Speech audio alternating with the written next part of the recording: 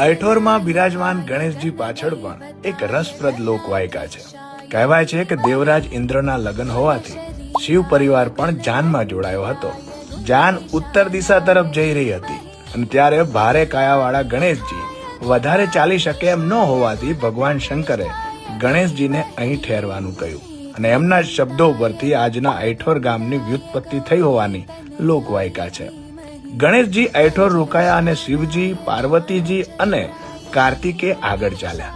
પરંતુ થોડા આગળ પહોંચ્યા બાદ માતા પાર્વતીને પોતાના દીકરાને મૂકીને જાનમાં જવાની અનિચ્છા થઈ. તેઓ ઊંઝામાં રોકાઈ ગયા અને આજે પણ માં ઉમિયા સ્વરૂપે ત્યાં પૂજાય છે.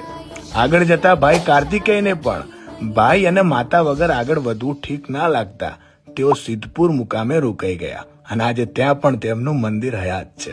તો આપ પણ સૌ આવો ऐठोर મુકામે ગણપતિ બાપાના દર્શને. જય ગણેશ.